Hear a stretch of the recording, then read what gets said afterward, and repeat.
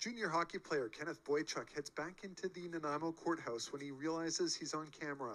The 19-year-old is accused of sexually assaulting a teenage girl in January 2023. During the 6-day trial, the girl testified that Kenneth Boychuk, whom she connected with on a dating app, came to her home unannounced and uninvited. She says she'd been communicating with him through Snapchat and she had told him she was home alone. She testified he slapped and punched her to the point she felt she couldn't move and she was left with bruising. She says she did not consent to any of the sexual activity. Today, Crown Counsel and Boychuk's lawyer made their final arguments. Crown Counsel argued the girl had no reason to fabricate what happened and that she was a credible and reliable witness.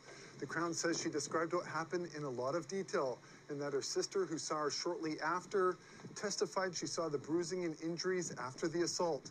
Her friend also testified the girl was bawling when she told her what happened and also saw the injuries. The Crown says the evidence proves beyond a reasonable doubt that Boychuk sexually assaulted the girl. But Boychuk's lawyer, Rory Ziv, who didn't call any witnesses, argued the girl's testimony was full of inconsistencies, such as the source of all her injuries, saying she lied to the judge numerous times. He pointed out she admitted lying to the hockey team's coach, saying she had filed a complaint with police when she hadn't yet. He says she initially testified she blacked out, but during the cross-examination admitted she hadn't. Ziv also pointed out that right after the incident, the girl took a picture of Boychuk in his shorts, which shows autonomy. Boychuk, who's from Edmonton, was playing with the NANAIMO Buccaneers in the VIJHL at the time. The BC Supreme Court Justice is scheduled to deliver his verdict later this month. Kenneth Boychuk walks out of NANAIMO's courthouse Thursday, a free man. How do you feel? Good. Surrounded by family, hockey teammates, and other supporters after being acquitted of sexual assault. The family's been put through hell. Okay, so tell me how. No, I don't want to say don't. According to Crown, his accuser, who was 17 at the time of the alleged assault, is extremely disappointed by this verdict.